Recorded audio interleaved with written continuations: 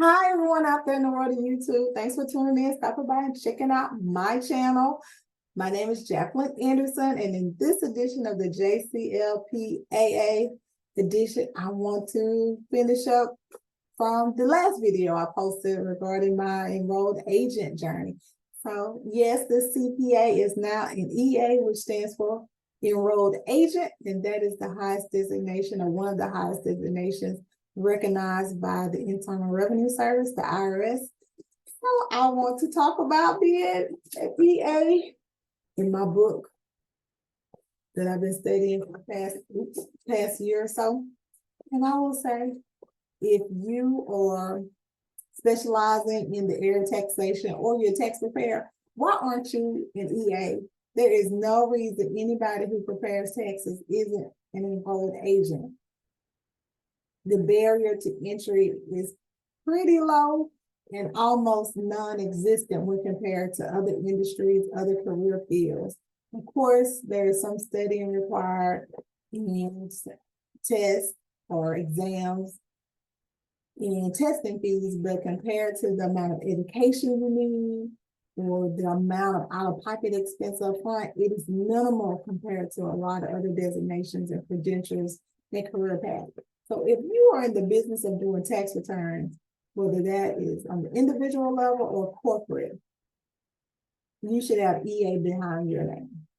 And I will stand on that on any day, because all you need to be is 18. Not even sure if you need a high school diploma or probably the equivalent, but there is no degree requirements or education beyond high school. And you can take the exam without purchasing prep materials, but of course, that will probably be logical and make sense to do to order or have a test prep course or class that prepares you for the actual three-part exam. The three parts are individual taxes, business taxes, and what they call representation or the law side of it. So again, if you're doing taxes on any level, you should be an enrolled agent, because the exam fees, the three-part exam, are around $200 each. So that's about $600. And I use Fast Forward Academy, and this, of course, is a hard copy book manual, which you could get the electronic version and a test bank of practice questions for around $550, which is what I paid for in the summer of 2022. I want to come on and tell you about some of the challenges I experienced and what that journey was like compared to the CPA journey, which, if you watched any of my videos or know me personally, that journey was about 4 years off and on, stopping and starting over, trying to pass the exam after multiple failures on different sections. But nevertheless, as of 2014, July 2014, I am a licensed certified public accountant in the state of Georgia. But I started taking those exams back in January 2011. And I took my last exam in April of 2014 and found out I passed in May. And after submitting all the paperwork, eventually was licensed and official in July 2014. So now here I am, what's that, 2023, 9 years later. And since my career has taken me in the area of taxes, I am now an enrolled agent as well. And I started this journey a year ago, the summer of 2022. And I did experience some challenges and setbacks along the way. And now I have officially passed the third part as of November 1st. So I'm not officially licensed just yet, but I've submitted all the paperwork and hope to be licensed probably by the end of the year. So I will be official and be ready to call myself an EA enrolled agent for tax season 2024. But let's start with the exam. So these are all my printouts, just like I went through each section of the CPA exam. I thought I would do the same for the enrolled agent exam. And it's called C exam. Some refer to it as the SEE, as a special enrollment examination, but most people know it as the EA three-part exam. And it starts with individuals, the next one's business. And what is the actual title of part 3, representation, practices, and procedures. And just like the CPA exam, you can take them in any order. Part 1, like I said, individual, part 2, business, and part 3, representation, practices, and procedures. I, of course, took it out of order. I have to do things my own way. So I felt most comfortable with individual taxes. So, of course, that's why I started back in December. But you might not be able to see it. I failed 101 if the minimum is a 105. So I missed about 4 points that first exam, which obviously I was not prepared for. So yeah, it says scores can range from 105 to 130 and scores below 105 or felon. So near 4 points doesn't necessarily mean 4 exam questions because I think it is weighted. However, I barely missed it. So I retook the exam. Excuse me. That was December 3rd, 2022. December 3rd. And then I took it again around close to my birthday in January. So I took it again earlier this year, January 14th, before tax season started. So I jumped in, did some review, and fast tracked myself on some study questions and exam prep, and took it again January 14th. Actually passed that time, just in time for tax season to get started. But there is a blackout period, I believe, in March and April where you can't take the exam, but I wasn't prepared to take part 2 in February. And for me, I took them out of order. I knew I wanted to take business on the back end. So I jumped to the representation and practices of law part for part 2. I was hoping to take it in February, but there just weren't any testing centers nearby for me that were convenient, and plus it was getting too close to tax season. I just didn't have the time to dedicate to studying and being prepared. So I waited till after tax season, and along that time during busy season, I was studying somewhat, but I jumped in and took it this summer, June 5th, and actually passed that section. So now, again, that was part 3. So I took it out of order. And then I was doing some tax work for extension season, so I figured I would use some of that experience in time to study for part 3. So I recently passed, well, I say part 3 with the 3rd section for me. I've recently passed part 2, which was my 3rd section, the business section, on November the 1st. So I'm trying to flip to that so you can see.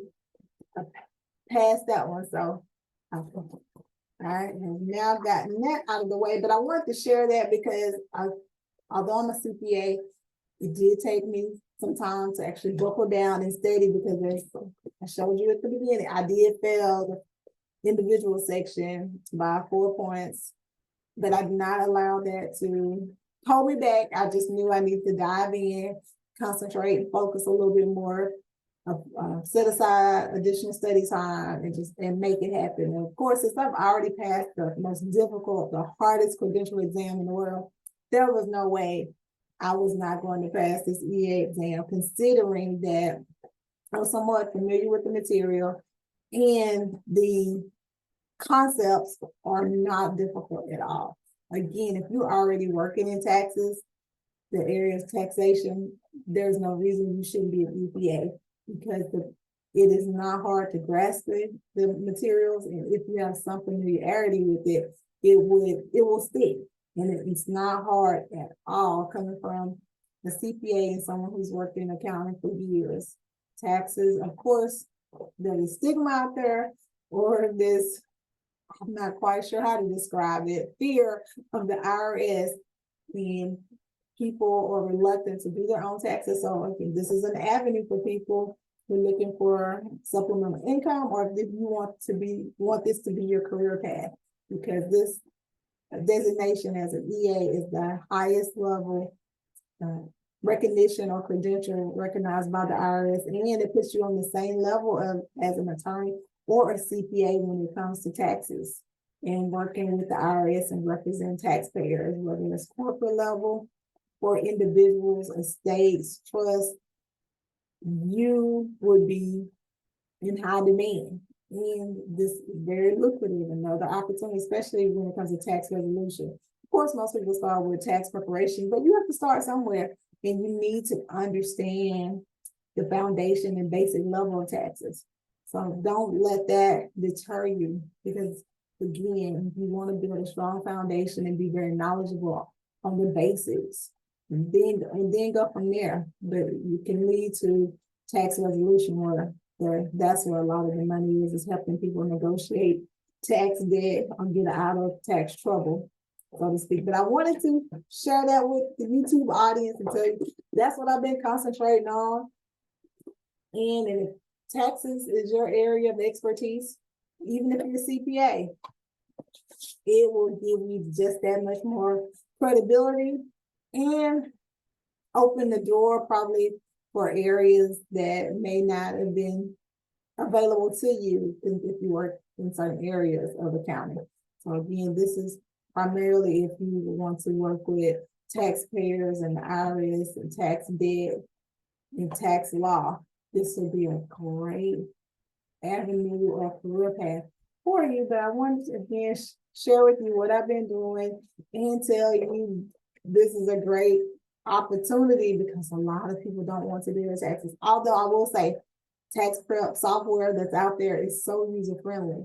So just about anybody can do his own taxes these days. But again, the stigma and fear that's been shared or perpetuated over the past few years, or on the long years, or people just do not want to touch their own taxes with a 10-foot pole, means there are professionals and experts out there like myself and others who are capitalizing on it. They're able to monetize their fear, and you can make a lot of money if you just will buckle down and study so you can pass another standardized test. Of course, nobody wants to go back to school.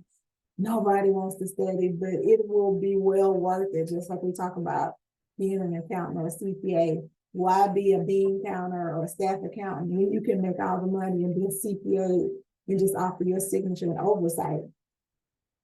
Why do all the hard work? You got the experience. Go ahead and become a CPA, especially if you have the degree or you have the money to obtain the degree, pay for the credit hours, pay for the prep course, pay for their exam fees themselves, and you have the time in your personal life and professional life to set aside to study.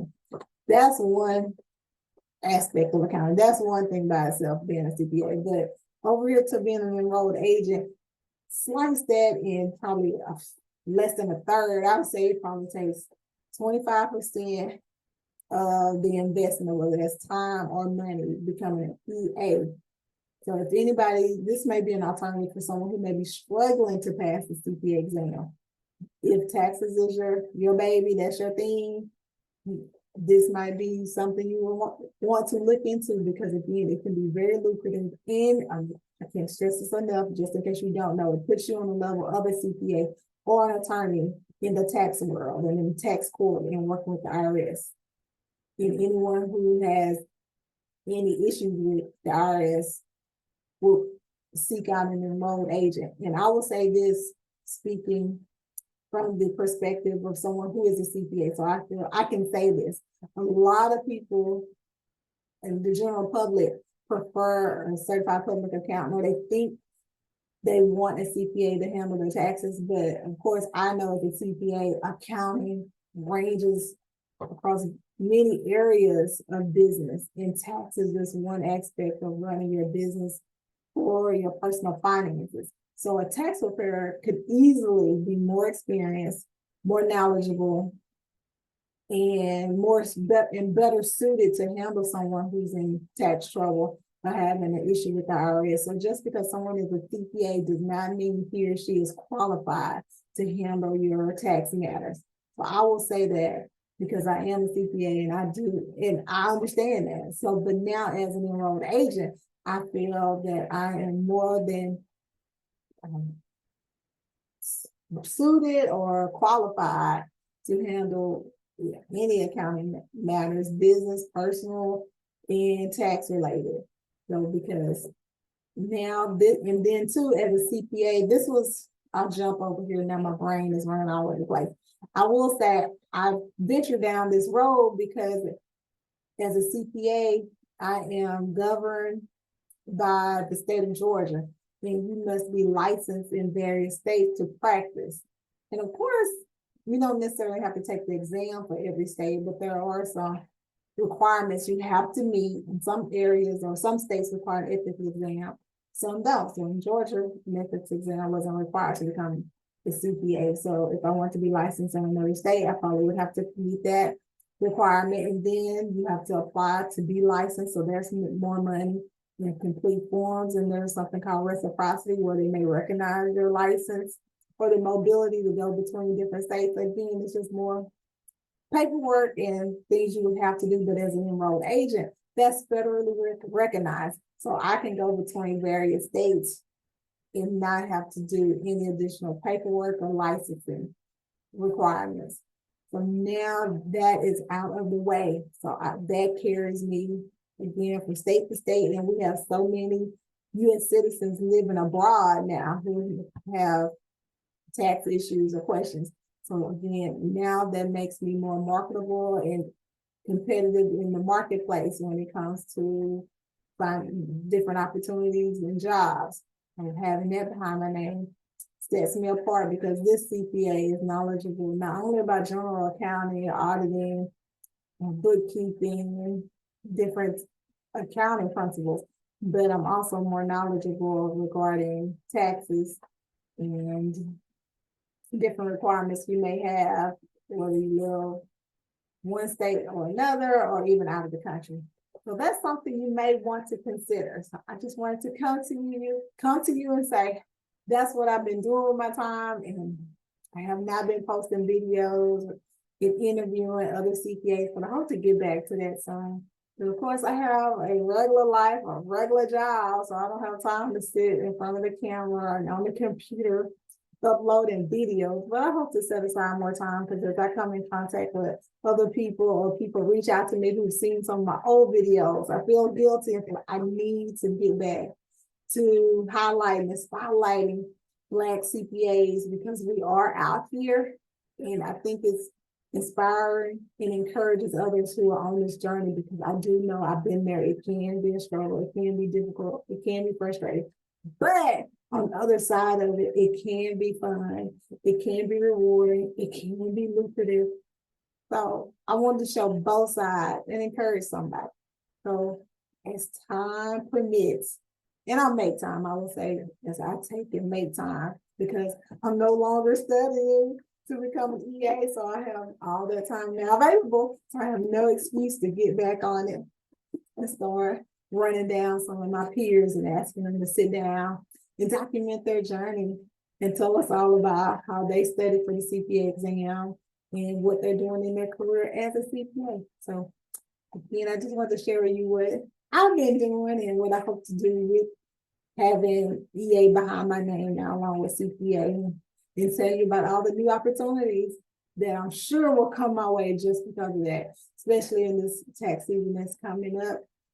This has been another edition of the JCLPAA in-depth series on this channel. So again, my name is Jacqueline Anderson. I'm a certified public accountant. And soon I should be able to say I am a licensed enrolled agent as well. I will see you next time. So remember who you are and who you are. And there's no time like the present.